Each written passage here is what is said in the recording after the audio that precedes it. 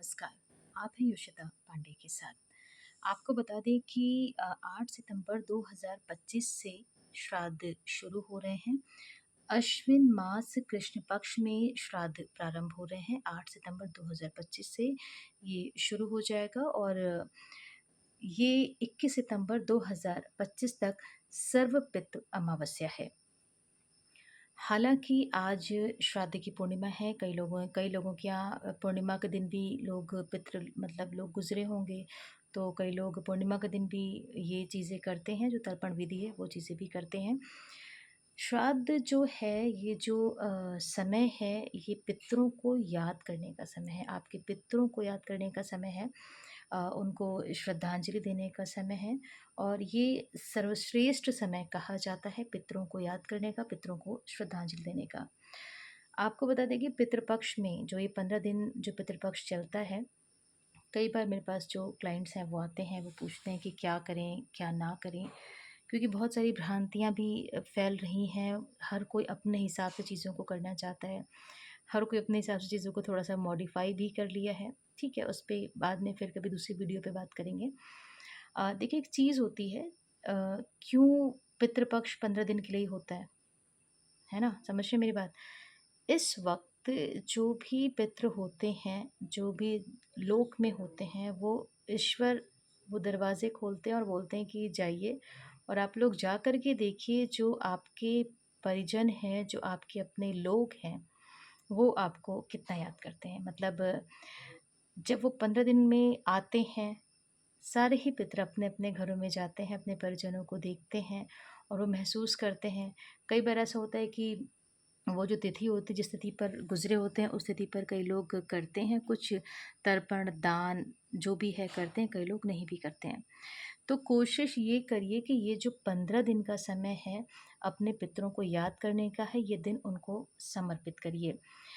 श्राद्ध का समय रहेगा, आपको बता दूँ कि ये जो इसमें तर्पण विधि का प्रावधान है, जिसमें जल और काले तिल से अपने पितरों को जल दिया जाता है, जिससे कि उनको मुक्ति मिले। मुक्ति मिले मतलब जो आत्मा है, उसकी तृप्ति हो। ठीक है? ये प्रतिदिन जो समय रहेगा वो रहेगा 11:36 दो सुबह 11:36 से 12:24। ये समय जो है ये सर्वश्रेष्ठ है श्राद्ध के लिए। काले तिल का विशेष महत्व है, इसमें गाय के दूध का महत्व है, कुशा का महत्व है और इसमें भगवान शंकर की, नारायण की पूजा की जाती है, जो कि विशेष तौर पर ये फलदायी होता है। साथ ही साथ इसमें तुलसा पत्र, जिसे हम कहते हैं तुलसी दल, उसका भी काफ़ी ज़्यादा महत्व होता है और इसमें ब्राह्मणों को भोजन करवाना चाहिए। पीपल के पेड़ के पास, अगर घर घर के आसपास कहीं पे पीपल का पेड़ है, वहाँ पर जल अर्पित करें काला तिल डाल कर के और पंचग्रास बलि जिसे कहते हैं, पंचग्रास बलि, जिसमें गाय, चींटी, स्वान, कौवा और अग्नि अवश्य होनी चाहिए। मतलब कहते हैं ना कि ये 5 चीज़ों को हम जब हो ये निकालते हैं, भोग निकालते हैं, तो 5 चीज़ों को ये भोग अवश्य देना चाहिए। और जब भी आपको बता दें कि कई लोग ऐसा करते हैं कि कभी किया, कभी नहीं किया, कई लोग जल देते हैं, कई लोग जल नहीं देते हैं। मोटे तौर पर कई लोग ऐसा भी करते हैं, जैसे मेरे पास कई लोग आते हैं, पूछते हैं कि हम क्या करें, हम बड़े व्यस्त हैं, हमारे पास समय नहीं हो रहा है, तो हम कब जल दें, कब जल ना दें। कई लोग, मुझे भी पता चला जब लोग बताते हैं कि कई लोग सीधे मातृनवमी के दिन एक साथ जल दे देते हैं और अमावस्या जब बीत रही होती है, उस दिन सारे पितरों को एक साथ वो जल दे देते हैं। देखिए, इसमें क्या सही है, क्या गलत है, इस पे तो हम फिर कभी और बात करेंगे। मैं ज़रूर एक वीडियो वो भी लेकर के आऊँगी, जिसमें मैं थोड़ी डिटेल में बात करने की कोशिश करूँगी। लेकिन एक चीज़ है, जब भी आपके पितृ, आपके परिजन जिस भी तिथि में गुज़रे हों, उस तिथि को ज़रूर नोट कर लीजिएगा।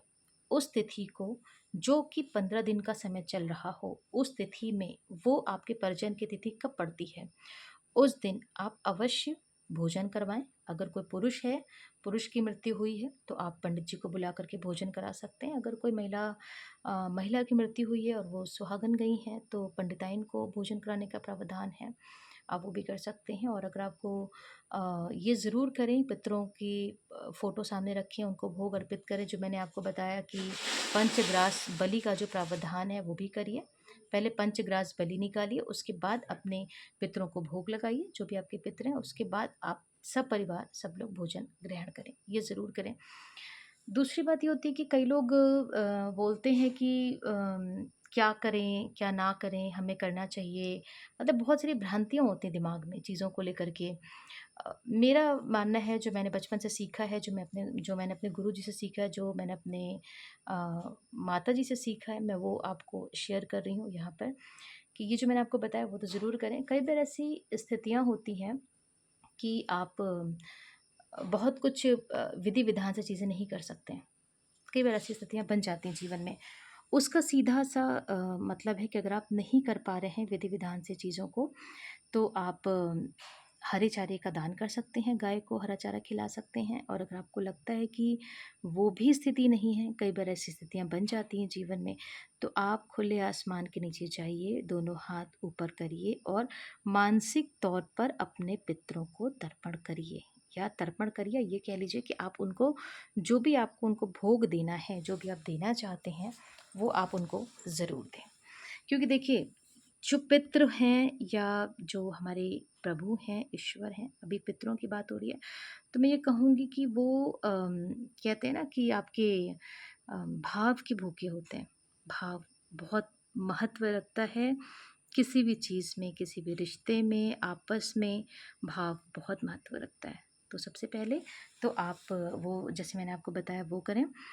और कई लोग मुझसे बोलते हैं कि हम क्या करें, कोई सामान खरीद सकते हैं, नहीं खरीद सकते हैं, बहुत सारी चीज़ें होती हैं। सबका अपना अलग-अलग मत होता है, कुछ लोग करते हैं, कुछ लोग नहीं करते हैं। लेकिन आप चाहें तो कर सकते हैं, उसमें कोई समस्या नहीं है। लेकिन मन में जो एक धारणा बैठ गई है कि नहीं, नहीं करना चाहिए या ना करें तो बेहतर है, पितृ नाराज़ हो जाएँगे, पितृ नाराज़ नहीं होते। कई बार कुंडली में पितृदोष होता है, क्यों होता है?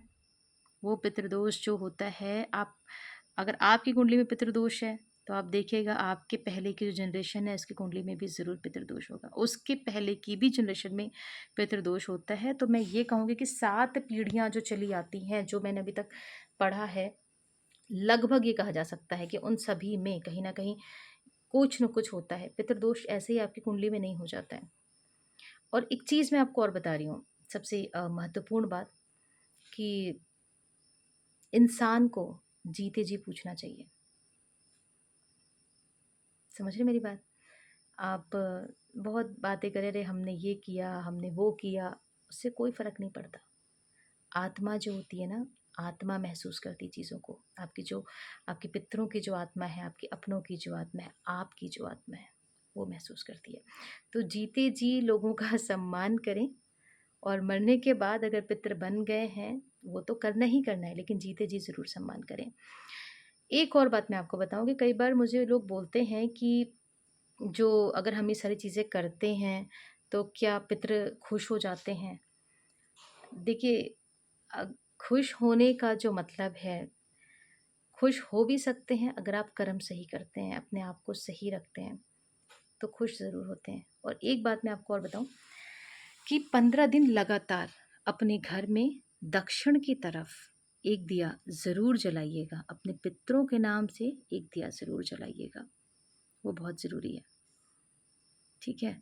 क्योंकि जो पितृ होते हैं ना वो आते हैं। मैंने बहुतों के मुँह से सुना है या जैसे कि हम लोग सब लोग करते हैं सारी चीज़ें कि कहीं न कहीं वो आत्मा ज़रूर आती है देखने के लिए कि मेरे अपने कैसे हैं, लोग कैसे रह रहे हैं, मुझे याद करते हैं कि नहीं।